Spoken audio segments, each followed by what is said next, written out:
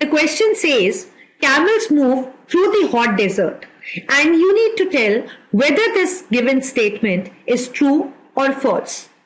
तो ये क्वेश्चन में आपसे पूछा जा रहा है, स्टेटमेंट ये बता रही है आपको कि पूछ रही है कि कैमल्स जो है वो हॉट डिजर्ट में मूव कर सकते हैं कि नहीं कर सकते हैं. So whether the statement is true और फॉल्स.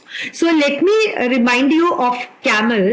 तो अगर आप कैमल को देखोगे तो आपको पता है कि सबसे पहली बात तो कैमल्स जो हैं वो डेजर्ट में ही मिलते हैं.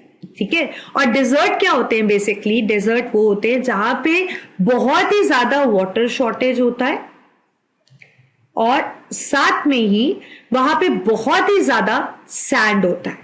वहां बहुत ही ज्यादा सैंड होता है और क्लाइमेट वहां का बहुत ही ज्यादा हॉट होता है. अब जो कैमल्स हैं उनके अंदर एक ऐसा अडेप्टेशन है कि वो वाटर शॉर्टेज वाली जगह पे भी रह सकते हैं और उतने हॉट क्लाइमेट को भी सह सकते हैं और सबसे इंपॉर्टेंट बात वो सैंड पे चल भी सकते हैं. अब वो कैसे चल सकते हैं? They have got wide huge body. They have got wide huge body.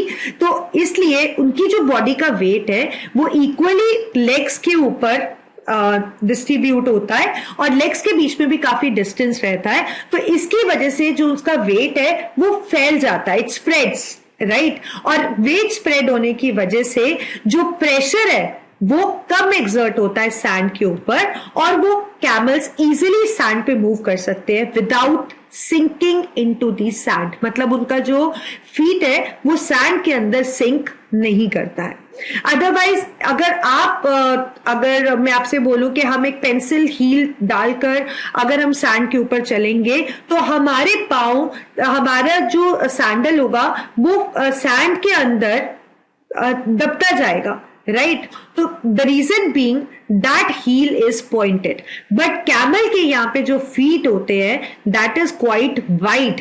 Feet भी क्या होते हैं? वाइड. बॉडी भी ह्यूज है, लेग्स के बीच में भी स्पेस है. तो इसकी वजह से जो प्रेशर एक्सर्ट कर रहा है वो सैंड के ऊपर वो कम है.